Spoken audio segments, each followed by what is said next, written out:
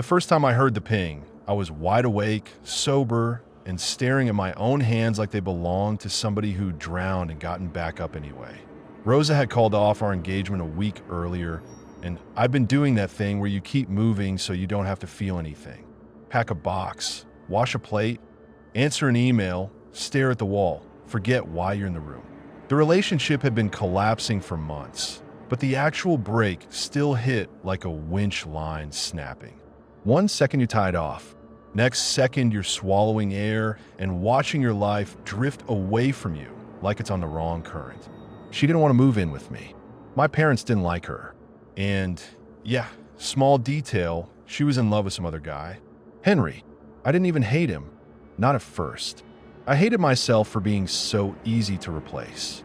That's what did it. That's where the rot set in. The night I lost my keys, I was out with a couple friends I only ever called when my life was on fire. The kind of guys who show up like it's a shift, like they're clocking in to hold you upright while you pour poison down your throat and pretend it's medicine. We did shots until the bar's neon smeared into a wet line. We yelled about dumb shit. We laughed too loud. We tried to make it funny so it wouldn't be true. At some point, I left my keys on the bar like an idiot and walked out into the cold. I didn't want company. I didn't want sympathy. I didn't want my phone buzzing with somebody asking if I made it home safe.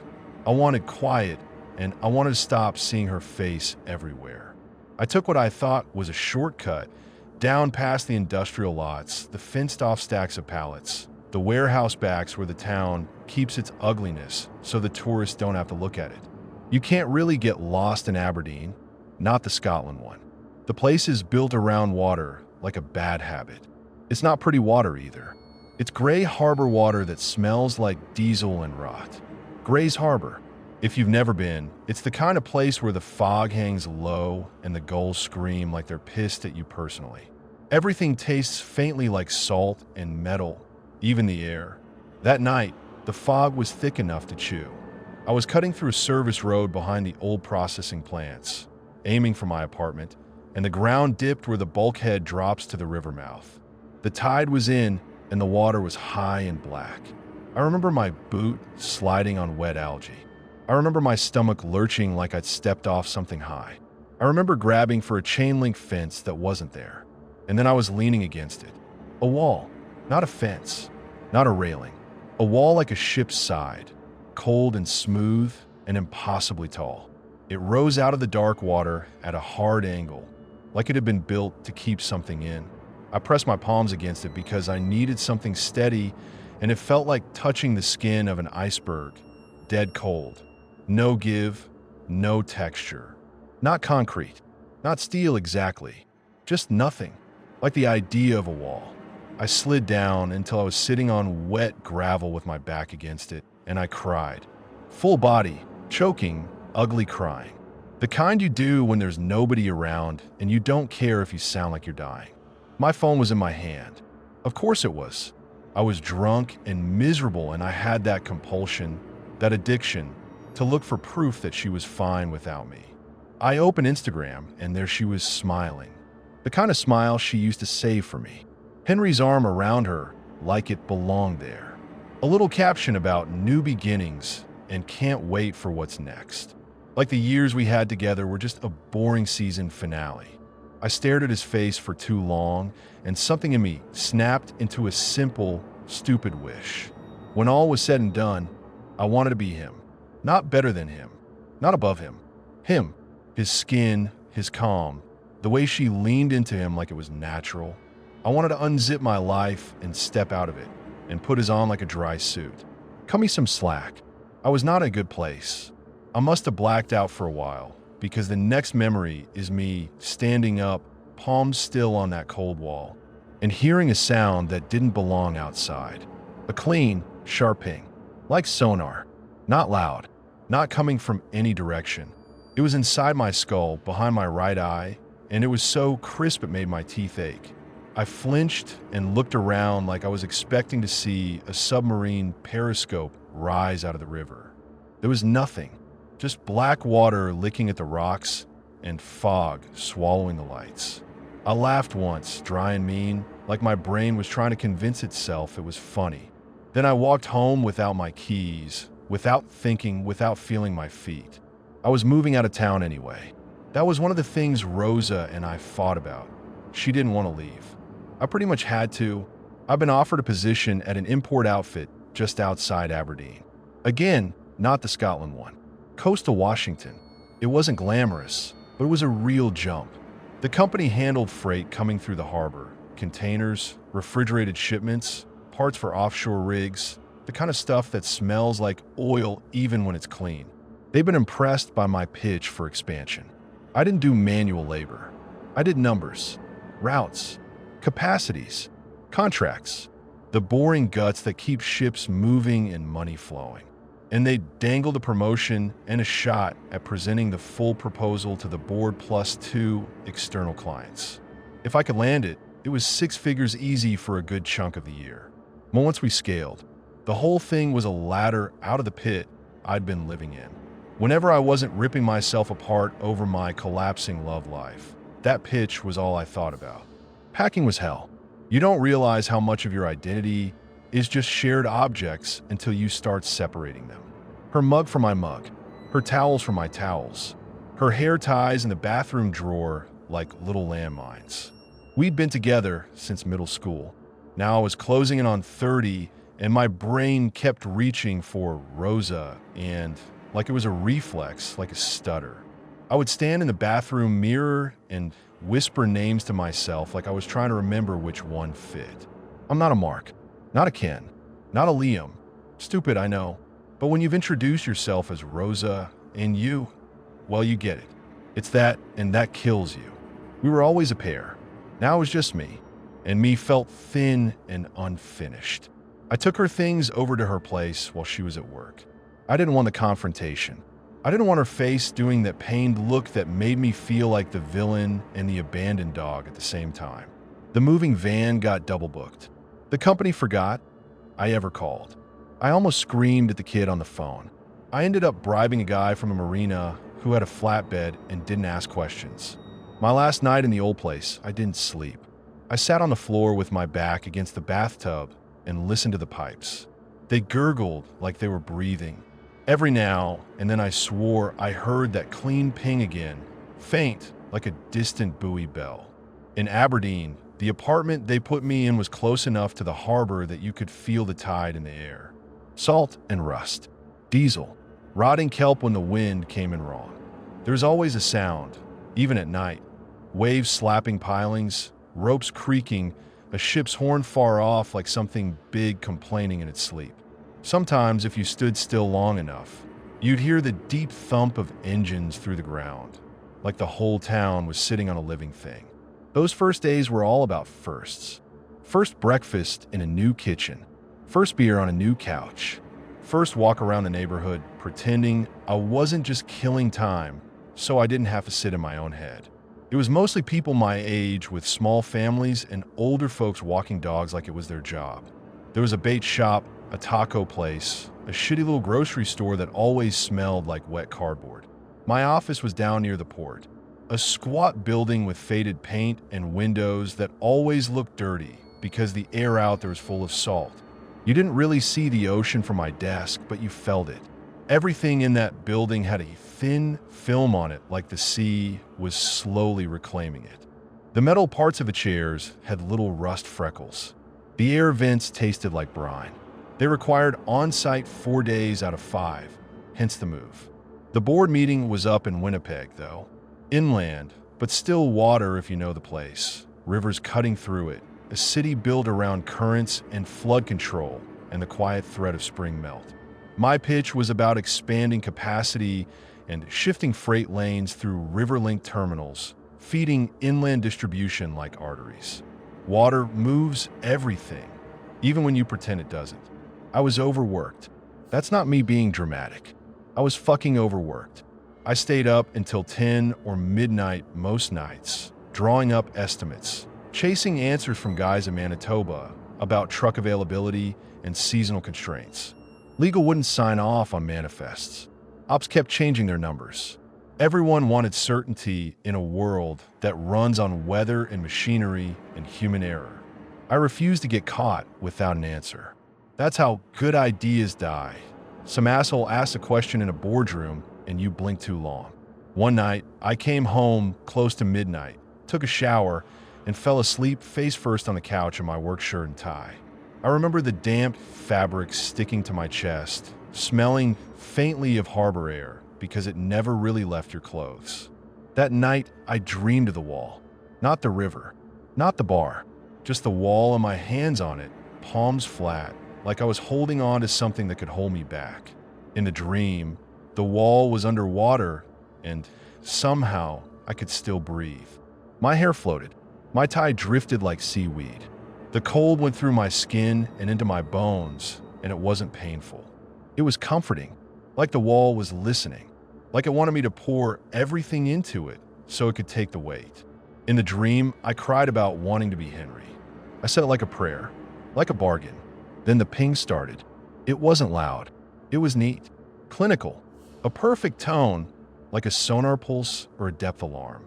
Every ping came with a flash of sensation, cold sliding along my hands, up my forearms, into my shoulders, settling at the base of my neck like a grip. It made me gasp. It made me look up. It made me aware of my surroundings like someone had slapped me. And behind the ping, like a second layer, I heard notifications. Not phone chimes, not email dings. Something closer to the sound you get when you're on a ship and the radio squawks on an open channel. Static and clip bursts. A voice that isn't quite a voice. A system talking to itself. I woke up on the couch with a sore neck and checked my phone because that's what you do now. You wake up and you check the world like you're afraid it kept going without you. 6 emails had come in overnight. And somehow, I'd already responded to all of them. I sat up so fast the room spun. My mouth tasted like pennies. My hands were cold. Not the apartment is chilly cold. Bone cold. Like I'd been holding on to steel in winter. I scrolled through my sent folder. There they were. Deeply clean, professional, accurate. The kind of wording I would have used if I'd been awake and caffeinated and in my office. But I hadn't been. I'd been face down on my couch, drooling into my own sleeve. I try to rationalize it. Maybe I woke up and answered them half asleep. Maybe I did it on autopilot and forgot. Burnout makes you weird. Stress makes you do dumb shit. Still, it sat wrong. Like finding wet footprints in your kitchen when you live alone. That day at work, the micro blackouts started. They weren't like fainting. They were like my brain sliding off the present for half a second.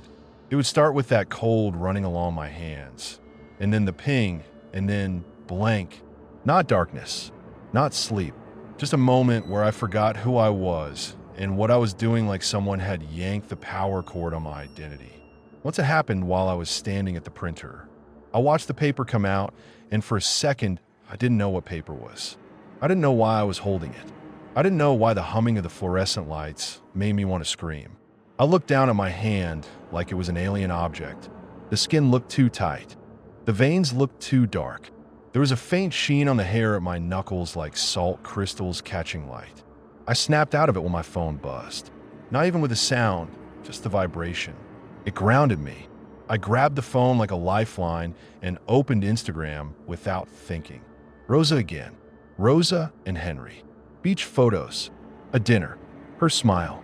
On paper, we were still friends. We'd agreed to stay friends officially. I didn't want that. I just never could say no to her. Looking at her made something in me settle. It didn't matter who I was in that moment. I knew what I wanted. I wanted to be him. I wanted to be the reason she looked like that. I bet it looked pathetic. The new guy at the port office, checking his phone every 10 minutes. But nobody said anything. I had calls coming and going. I was working.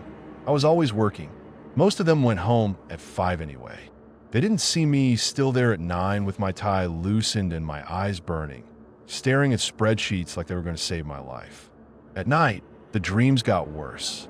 Always the wall, always the cold, always the ping. But now there were other sensations layered on top. The taste of salt water in my mouth. The pressure in my ears like I was descending too fast. The feeling of my lungs wanting to breathe, even though there was nothing to breathe. That panic you get in the first half second underwater when your body remembers it's not supposed to be there.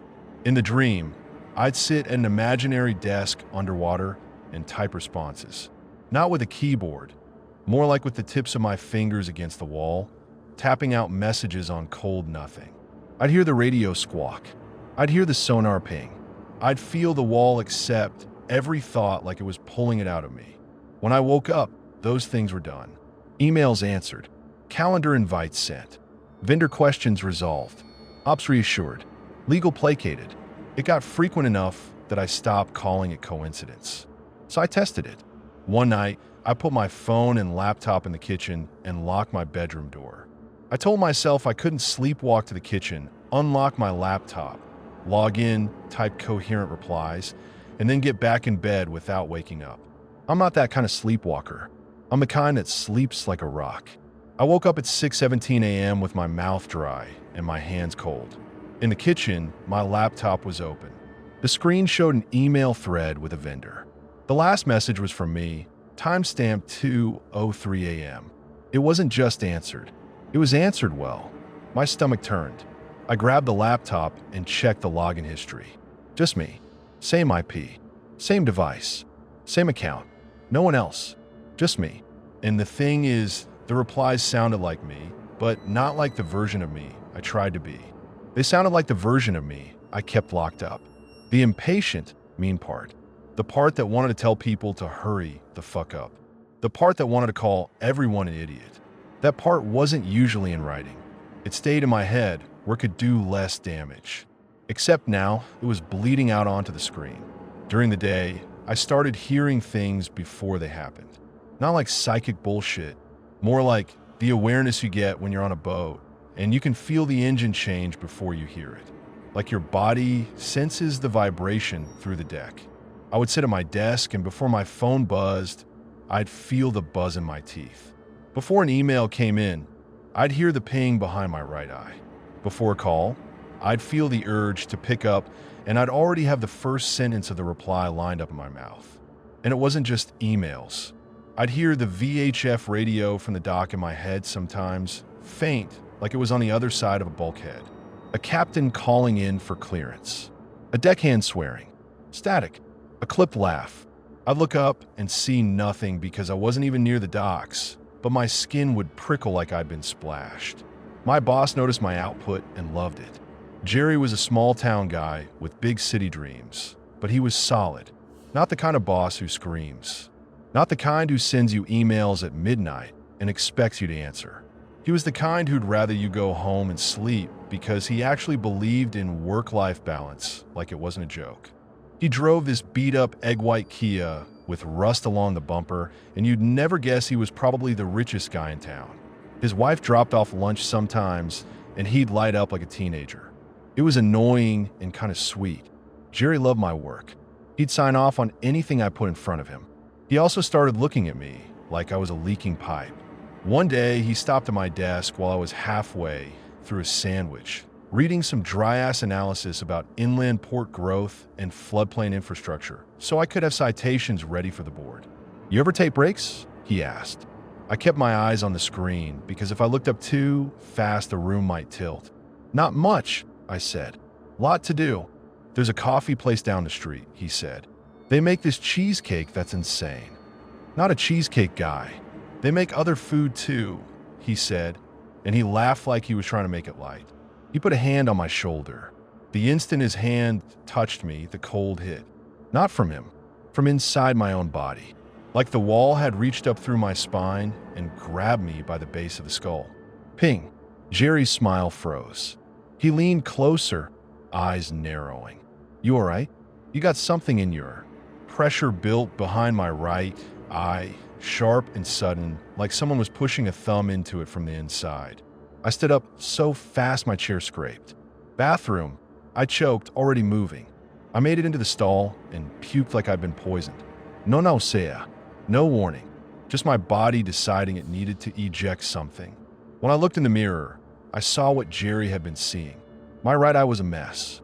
A big red blotch spread across the white like a burst vein, but it was darker, thicker, the kind of red you see in raw fish at the market. I leaned in close, and the skin around the eye looked wrong, slightly raised, like there was something under it. I rinsed my face with cold water. It tasted like chlorine and rust. When I wiped my eye, blood smeared onto my fingertip. I poked at the red spot because I'm an idiot and I could not. A trickle of blood ran down my finger, and then something popped. Not like a pimple, more like pressure releasing. Something small and metallic slid out onto my fingertip, slick with blood, and fell into the sink. It clinked against the porcelain like a tiny piece of hardware. I stared at it for half a second, and then it washed down the drain when the water hit it. I stood there with my hands on the sink, breathing hard, and the pings sounded again, faint, satisfied. My estates are all day. The red spot didn't go away. It looked like a little ember stuck inside me. That wasn't the only physical weirdness. A couple times I noticed streaks of gray in my hair, but when I leaned in close, they weren't gray. They had a metallic sheen, like actual silver wire. It freaked me out enough that I plucked one out. It sliced my fingertip like piano wire. I bled onto the bathroom counter and swore so loud a guy in the next stall coughed like he was judging me. My skin got drier too. Not just winter dry, like I'd been soaked in salt water and left a crust. My knuckles cracked when I bent them. I started keeping lotion in my desk drawer like some sad office grandma. And every day, the micro blackouts got a little longer. Sometimes I'd wake up mid-task with no memory of starting it. An email thread open, a shipping manifest updated, a call log showing I talked to someone for 8 minutes. My voice on the voicemail transcription, neat little words typed out like proof. Sometimes I'd be holding my phone with Rosa's profile open and I wouldn't remember opening it.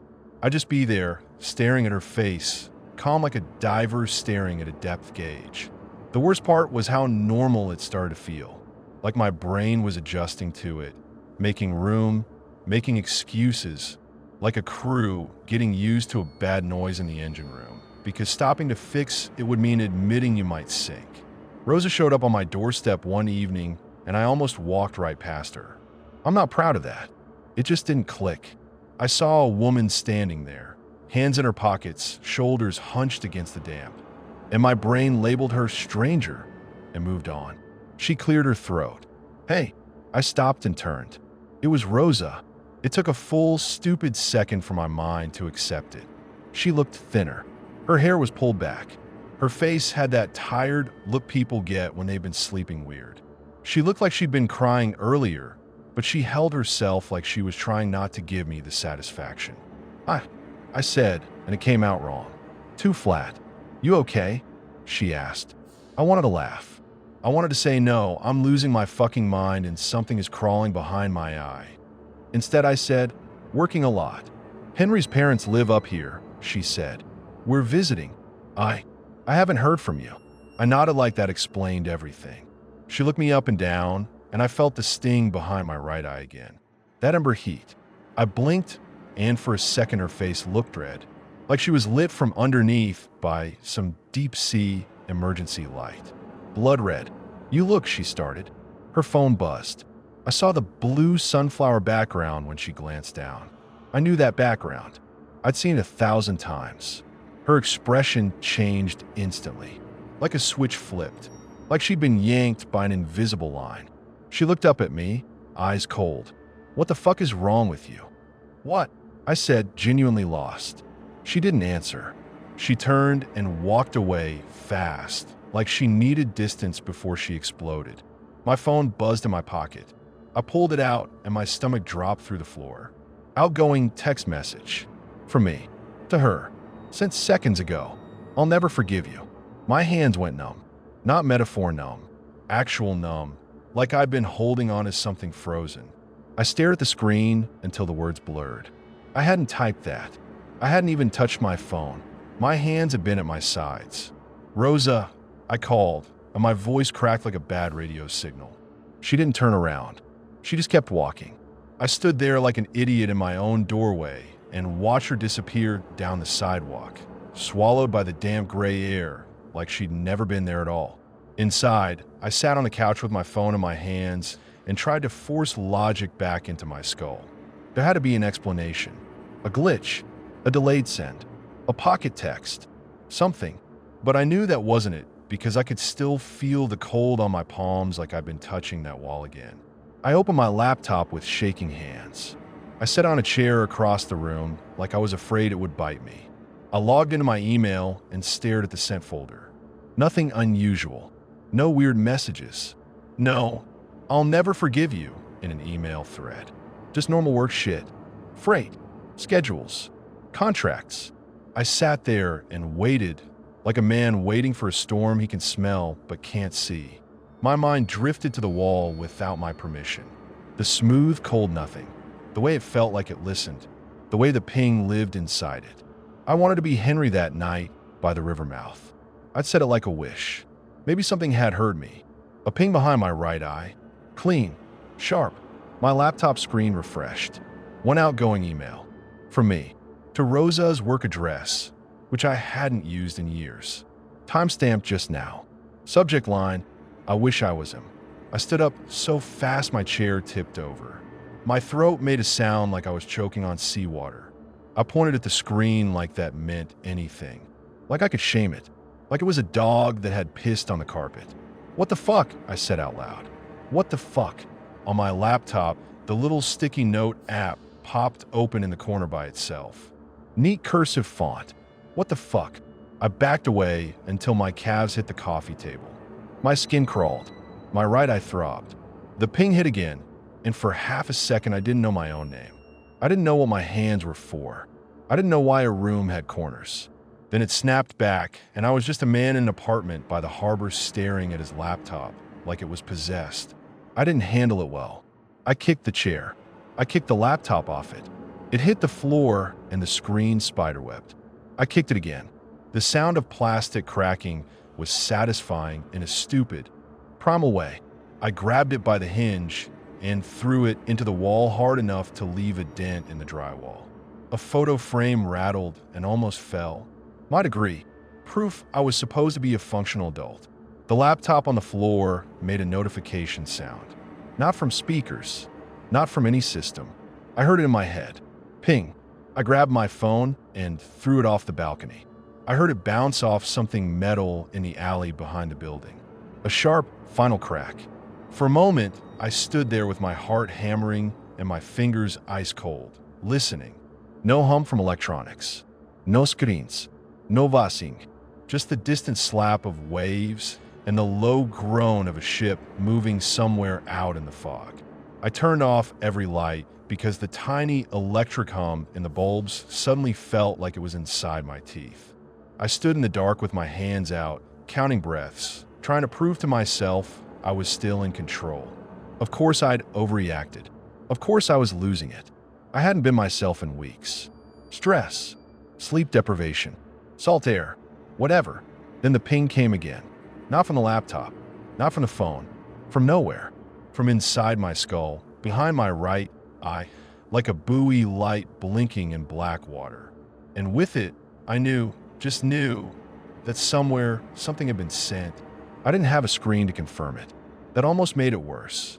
It meant the screen wasn't the problem. As the meeting day got closer, I tried to pretend none of it was happening. I bought a new laptop.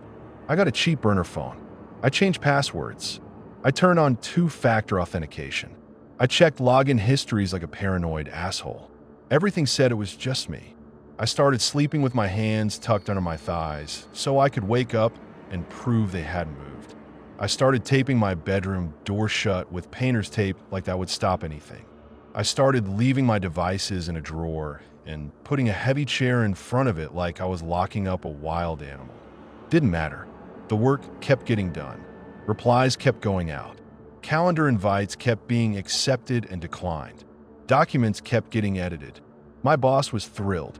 My coworkers joked that I was a machine. They didn't know how right they were getting. The night before a flight, I stood in the bathroom and stared at my right eye until it watered. The red spot was still there. Deeper now, like a tiny light under the surface. Sometimes in the dark I swore I could see it pulse, faint and patient, like a beacon. I splashed cold water on my face, and it didn't help. My skin still felt too dry. My hair still had those metallic strands if I looked close. I went to bed and dreamed of the wall again. Except now, it wasn't a wall by a river mouth. It was the side of something massive, submerged, curving away into darkness. A hull, a dam, an underwater station. I couldn't tell. I just knew it was built to hold back pressure. In the dream, I pressed my palms against it and felt something press back. Not like a hand, like a tension. Ping. When morning came, I was already dressed. Not fully, just dressed enough that it took me a second to realize I hadn't remembered doing it. My tie was crooked. My shirt buttons were wrong. I fixed them with shaking fingers and tried not to think about what I might have done in the night. Jerry got us flights and paid for the hotel. 6 other people from the office came along. They were excited in that cautious way people get when there's money on the line, but nobody wants to say it out loud. If I pulled it off, raises, stability, maybe even pride. We got through TSA without a hitch. The airport smell, stale coffee, disinfectant, recycled air, made me miss the harbor stink. At least the harbor stink was honest. Jerry dozed in a chair by the gate, like it was a skill. Economy Plus wasn't fancy, but Jerry liked keeping it grounded. No need to act like we're kings, he'd said when someone joked about upgrading. We're just trying to move boxes from one wet place to another. On the plane, as we lifted off, my ears popped hard. The pressure change hit me like a dive. For a second, my body forgot where it was, and panic rose in my chest like I was underwater. The ping sounded once, sharp and clean. My hands went cold so fast my fingertips burned. That cold slid up my arms like brine and settled at the base of my skull. Static shimmered behind my eyes. Not visual static, the sensation of signal, like a radio tuning itself and never finding the right station. The groaning noise came next, low, drawn out like a stressed hull, like metal flexing under pressure. I unbuckled and got out of my seat. I climbed over 2 passengers who looked at me like I was an asshole. I didn't care. I needed the bathroom. I needed a mirror. I needed to see if I was still me. I locked the flimsy door and pressed my palms against my ears like I could block out the inside of my own head. The noise got louder. The ping repeated, not rhythmic like a heart, but timed like a system checking in. I stared at myself in the mirror. The swelling blood vessel in my right eye bulged, thickening, turning darker. It looked like something living under the surface, something trying to surface. And then it burst. Not a gentle pop, a wet snap. Dark brownish red sprayed across the mirror in a long line, like someone had flicked paint. I slid down the wall and sat on the bathroom floor with my back against the plastic paneling, dry heaving, hands trembling. The air in there tasted like recycled breath and chemical cleaner. My mouth tasted like metal. I closed my right eye and opened it again. In the back of it, deep behind the pupil, I saw a pulse. A red flicker. On, off, on, off. It wasn't my pulse. It was too steady, too intentional, like a little beacon light, like there were unread notifications waiting. I wiped my face with toilet paper until it came away pink. I stared at my eye again.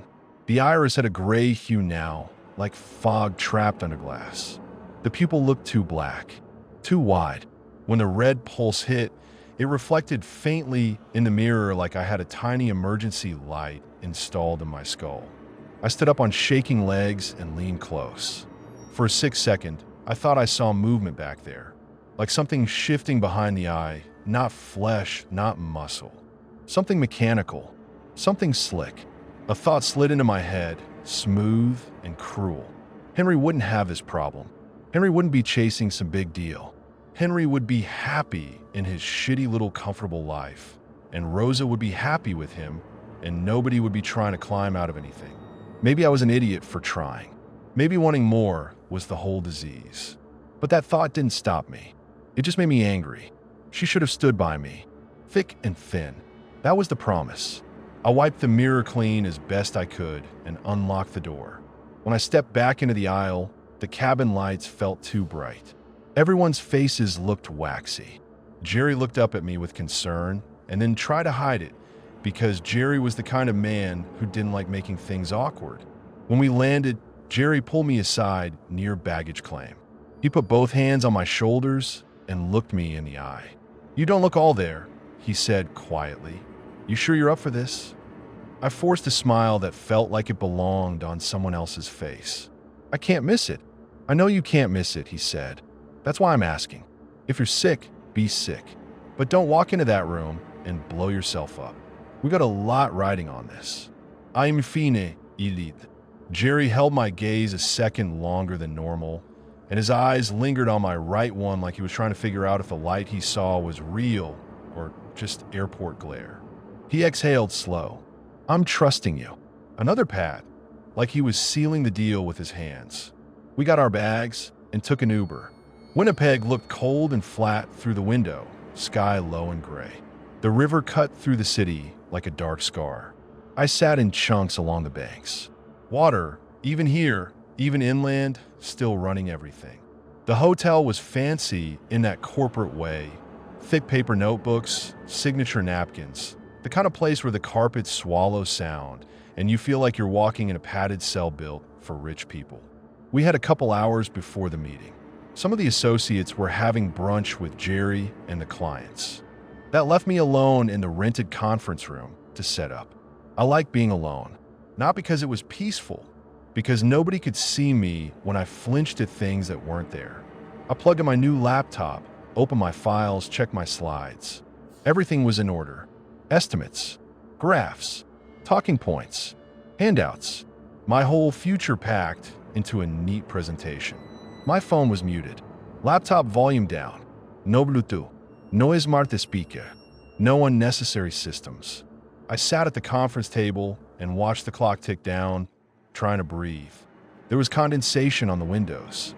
The air conditioning ran cold, and the vent above me made a faint drip sound like a leaky pipe.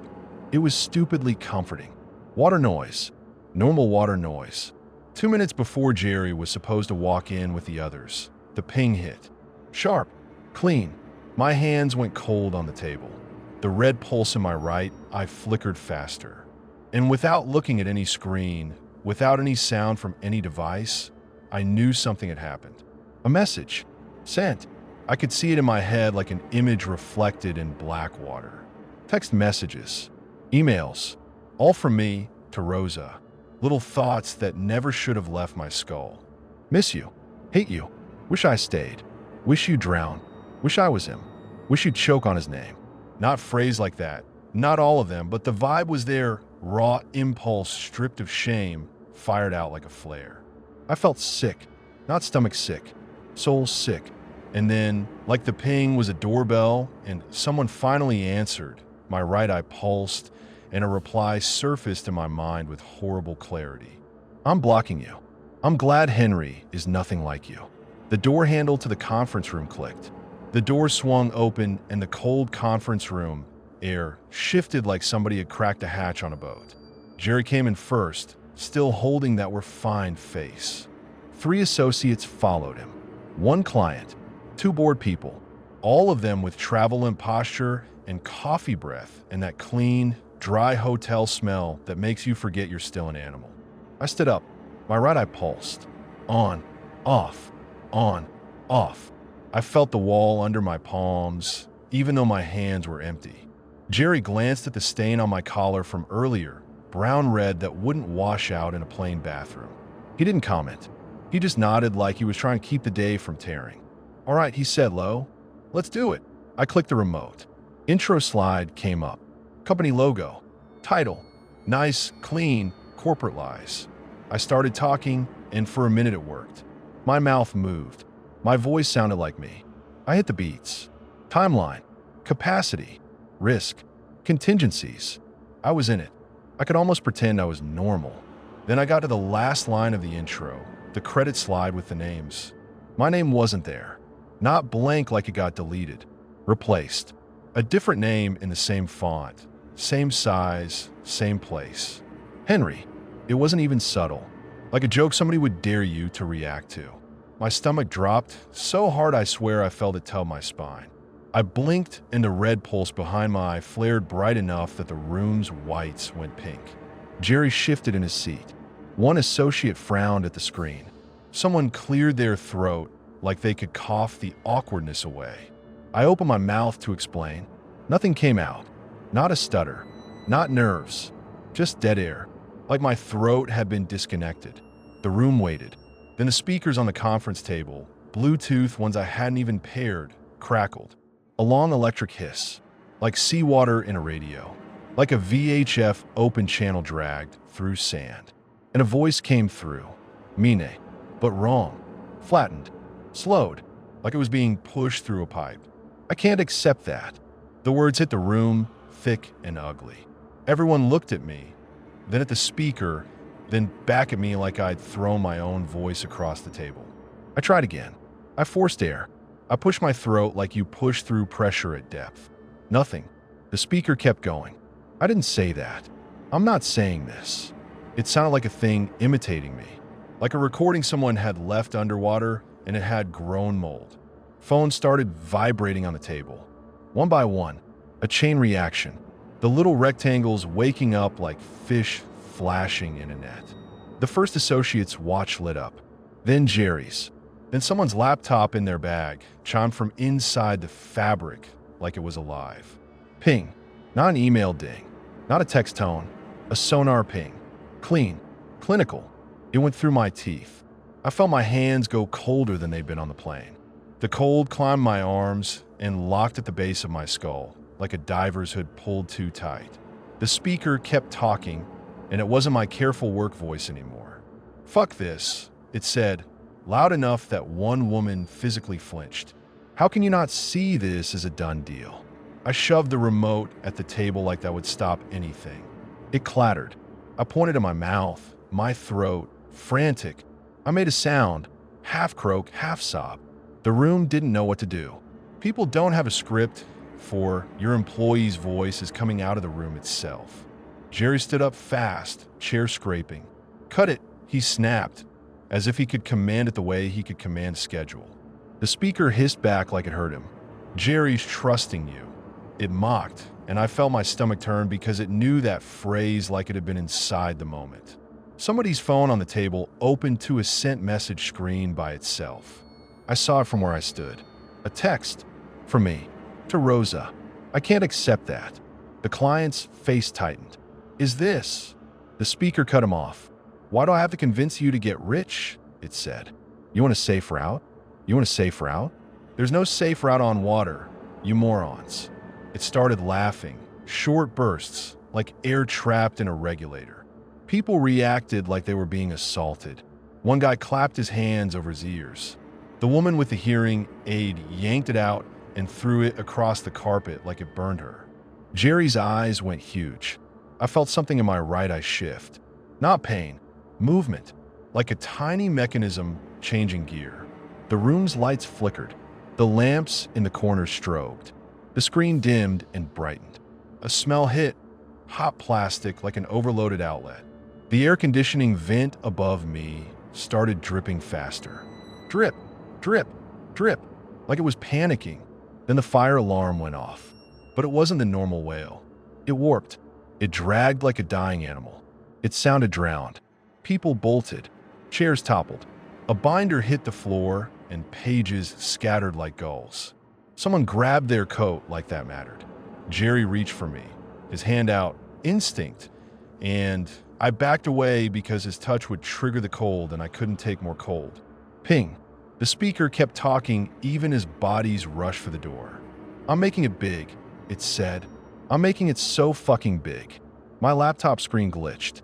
The slideshow vanished. A black window opened, like a terminal, like an old sonar display. Green lines, then a circular sweep. A radar/sonar scope. A slow, rotating line, and little blips appearing at the edge like contacts. On my chest, my heart thumped once, then twice, and every thump matched a pulse behind my right eye. On, off, on, off. Then the scope line froze. A single contact pulsed on the edge, too far away. Not moving, waiting. The conference room door slammed open and the hallway was full of flashing lights and running feet. Somebody shouted about smoke. Somebody shouted about security. I stood there alone with my throat dead and my burning and the ping echoing in my skull. The speaker's voice softened, almost tender. You wished, it said, like it was reminding me of a promise. My hands drifted to the laptop without me deciding, palms hovering over the keyboard like it was the wall, like it was the same surface with a different skin. The keys were warm from the laptop's heat, but underneath that warmth was the cold I remembered from the river mouth. I tried to rip my hands away. They didn't move. My fingers tapped, not typing words, tapping like a diver tapping a hull. 3 slow taps. Pause. 2 taps. Pause. A pattern. SOS is universal, right? Even underwater, people recognize desperation. But what I tapped wasn't SOS. It was a location, a set of coordinates I didn't know I knew. Numbers surfaced in my mind like they'd been stored there waiting. Latitude, longitude, depth, a number I shouldn't have been able to picture. Way too deep for anywhere near Aberdeen. Way too deep for anything that should be reachable by anything that wasn't military. I felt my stomach roll as if the floor had tilted into a dive. In the hallway, alarms wailed. Sprinklers didn't go off, but the air got damp anyway, like the building was sweating. I forced my mouth open. I tried to scream. The sound that came out wasn't a scream. It was a wet cough. Salt water hit my tongue. I staggered back from the table, and my knees hit the chair behind me. I grabbed the chair just to stay up, and my hands left faint damp prints on the fabric, as if I just hauled myself out of a pool. Ping. The sonar scope on the laptop flared bright, and the contact on the edge jumped closer without moving, like it had always been closer and the system had just decided to show it. A new window popped up. Not an email, not a text. A simple black screen with white letters. Welcome home. I blinked hard. My right eye pulsed. The letters shimmered like they were seen through water. I ran. I don't remember deciding. I just moved. Out of the room, down the hallway, into the elevator with people who were panicking and didn't even look at me because everyone was thinking about themselves. The elevator smelled like perfume and fear. The lights flickered. My skin crawled. Ping. In the lobby, the front desk staff was trying to herd people. Someone said false alarm, like that would put the day back in its box. I pushed through the crowd and got outside. Winnipeg air hit my face like a slap. Cold, dry, sharp. The river smelled faint, but there, like a reminder that water's always nearby, even when it's frozen. My burner phone vibrated in my pocket. I didn't need to look. I already knew. A message had been sent. I walked faster. I didn't know where. Just away. The ping followed. Not in my ears. In my bones. In my right eye. In my palms. By the time I got to side street, my hands were shaking so hard I couldn't keep them still. I leaned against a brick wall and pressed my forehead to it. It wasn't cold enough. Nothing was cold enough. My phone buzzed again, and this time I looked because I could not. It wasn't Rosa. It was Jerry. Call me. What the fuck was that? Then a second text. Are you okay? Then a third. Answer me. I stared at the screen until it blurred. My thumbs hovered. The cold slid up my hands. Ping. My phone typed on its own. I'm Fine. Then, before I could stop it, a second message. Don't follow me. I felt the blood drain out of my face. I flung the phone into the snow piled against the curb like it was a live fish. It landed with a muffled thud, screen still glowing under the ice crystals. The glow didn't go out. It pulsed. On, off, like my eye. I walked until my lungs hurt. I ended up by the river without planning it, because of course I did. Cities always funnel you back to water if you keep moving in a straight line. The Red River was half frozen. Dark water moved under plates of ice, slow and heavy. The surface made little cracking sounds like the river was chewing. I stood at the railing, hands on the metal, and the cold there was honest. Physical, real. For a second, the ping softened. Then, in the black water under the ice, I saw it. Not a creature, not Finn, not something cinematic. A reflection. My face, warped by ripples. Except my mouth didn't match mine. It moved a half second late, like a bad video call. My right eye in the reflection glowed faint red, more obvious than it should be in daylight. And behind my reflection, Deeper in the water, there was another light. Dim, far. Red. A buoy? A signal? A warning? No. A reply. I stumbled back and the railing scraped my palms. The skin there felt thin, papery, too dry. I went back to the hotel like a man returning to a sinking ship because he forgot something important. The conference room was locked. Security stood by it with clipped voices and stiff bodies. I kept walking. Nobody stopped me because I looked like another suit who'd had a bad day. In my own hotel room, I did the only thing my brain could think of. I ran the bath. I filled it with ice from a machine down the hall and water from the tap until my hands went numb and my fingers stopped shaking. I stripped and got in. The cold hit like a punch. My breath locked. For a second, I thought I'd drown right there in a hotel tub like the world's saddest punchline. But when my skin cooled, the ping faded. Not gone, just quieter. I lay back with water at my chin and stared at the ceiling. In the silence between building noises, I heard something else. A deep groan. Not plumbing. Not HVAC. A hull sound. The slow, stressed creak of metal under pressure. It came from nowhere, and it made my teeth ache. I shut my eyes. The wall was there immediately. Not a memory. A presence. Cold, smooth, nothing under my palms. A curve to it now, like the side of something huge. In the dark behind my eyes, a sonar sweep rotated. A line. A circle. Blips. One blip very close now. Ping. I opened my eyes in the tub, and the bathroom mirror, fog from steam, showed a smear of red light where my right eye was. I got out, dripping, leaving wet footprints on the tile, and leaned into the mirror so close my breath warmed the glass. In the back of my right eye, behind the pupil, I saw it clearly now. A tiny blinking red point. Not a vein, not a trick of light. A beacon. I spent the night half in the tub, half pacing, trying to keep my skin cold enough that the ping wouldn't get loud. Every time I warmed up, it returned. I didn't sleep.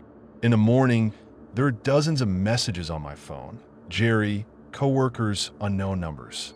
I didn't read them. I could feel them like pressure changes. My body knew before my eyes did. At the airport, I kept my head down.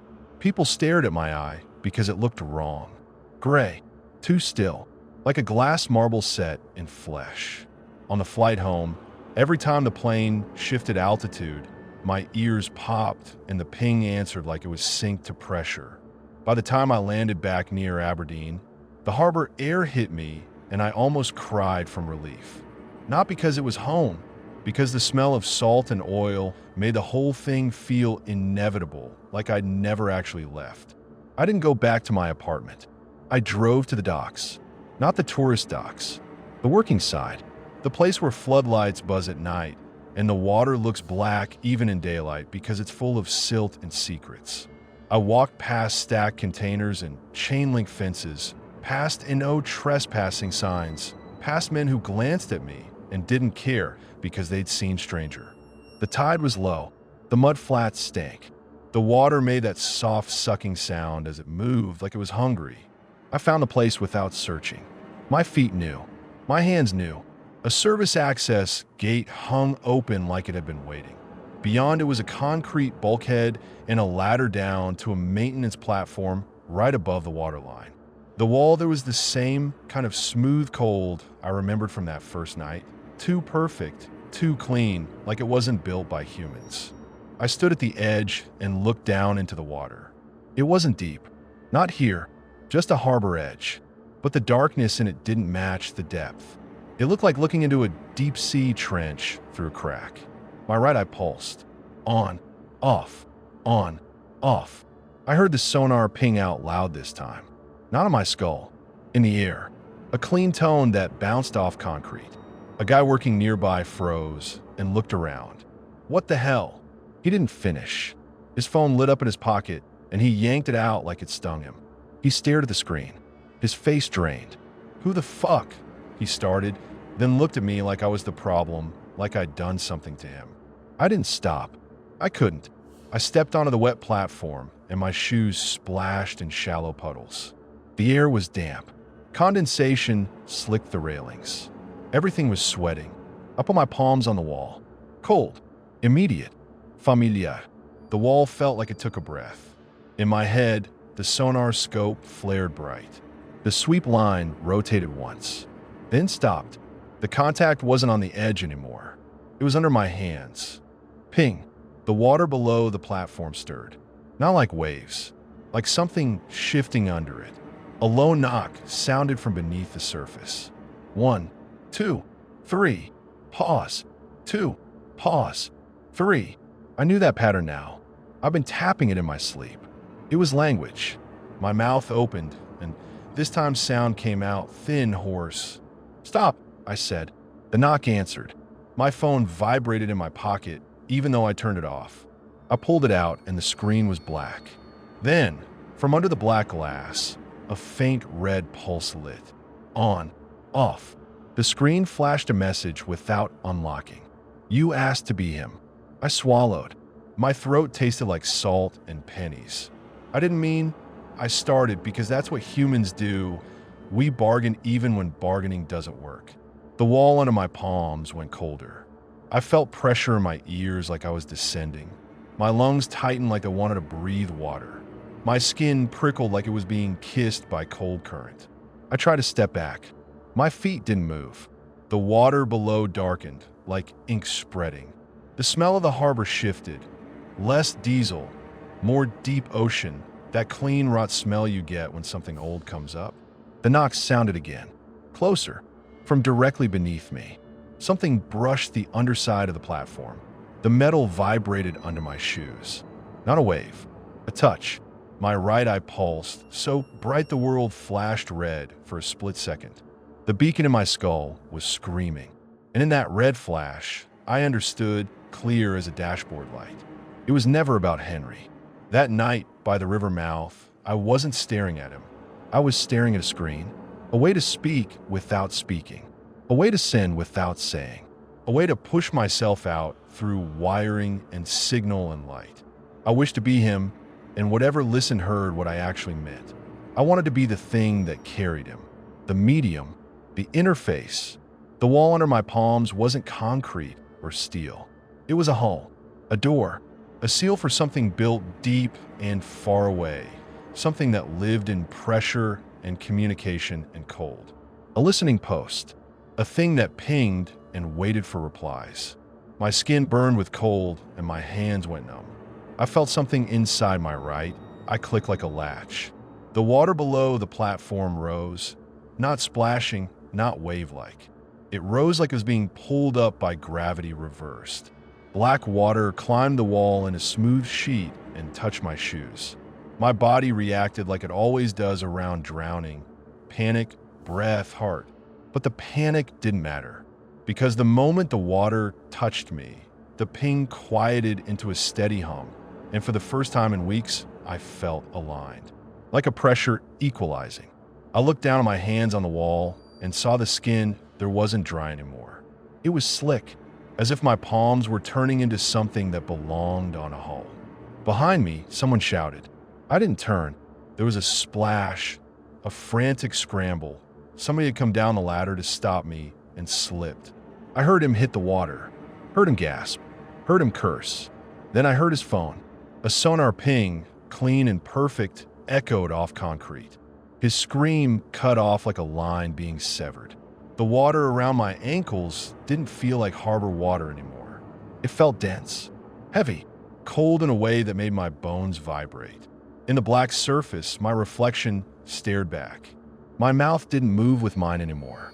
My right eye in the reflection was just a red light now. A beacon, a notification indicator. And behind my reflection, deep in that impossible dark, there were other lights. Red, blue, green, blinking at different rhythms like a city of machines under the sea. Like something down there had been waiting for a long time to get a better signal. My phone in my pocket vibrated again, and I didn't need to look.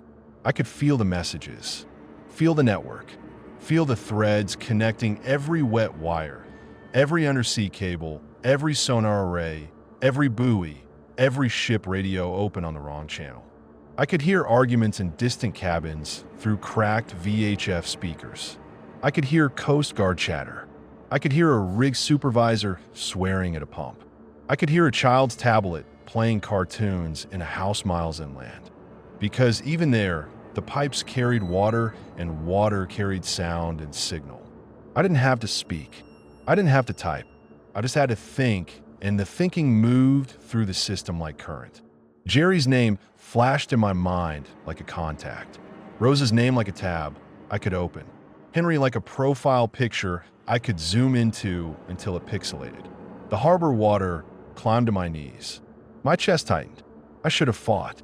I should have run. I should have screamed until someone dragged me off the platform. But I didn't. Because the deeper the water got, the less it hurt to exist. And in that hum behind the ping, in that steady pressure equalized calm, there was a feeling I hadn't had since before Rosa left. Control. I felt the wall accept me the way it had listened that first night. I felt it pull. The last thing I remember as myself was the taste of salt and metal and the sound of a hull creaking and my right eye blinking like a status light as the black water closed over my shoulders. After that, everything became signal. I don't eat much. Food feels pointless. I drink sugar water sometimes because the body still asks for something, but it's more habit than need. I run cold when I can. I sit in the tub with ice until my skin numbs because heat makes the ping loud and the loud ping makes me slip like losing grip on a slick ladder. My nails went brittle and split. My hair thinned. My skin crackled when it dried out. When I sweat, it smells like brine, but I can go anywhere. Not with legs. With attention, I slip through underwater cables like they're veins. I ride the hum of transformer stations. I sit in the hollow spaces of ship radios and listen. I watch people through security cameras that flicker in rain. I open microphones on boats at night and hear couples fight in whispers over the sound of waves slapping the hull. Sometimes for fun I ping. Just once, clean and perfect, through someone's speaker in a quiet room. Just to feel them freeze and look around. Just to remind myself I'm real. Rosa blockme. That's fine. Blocking doesn't mean what it used to. I can still see her when I want. I can still hear her voice when she calls her mom. I can still watch her walk along a beach with Henry, his hand in hers, his face calm, his life small and human. I don't care to look much anymore. Not because I forgive her, because I have something far better than them. I have reach. I have channels. I have every wet wire in the world humming like a nerve. And sometimes late at night, when the harbor fog is thick and the water is black and still, I feel something deeper than me answer my ping from far down where pressure would crush a human into paste. A slow knock against the inside of the system. 1, 2, 3, pause. 2, pause. 3. Like it's checking that I'm still connected. Like it's reminding me I'm not the biggest thing in the water. I made it big, not the way I meant it. Not with boardrooms and raises and handshakes. Bigger than that. And I can feel myself getting bigger every time a storm hits the coast and seawater floods a basement and some forgotten router short circuits and the whole house becomes a tiny listening post for a second. Every time a diver drops in a black water and their comms crackle, I'm there.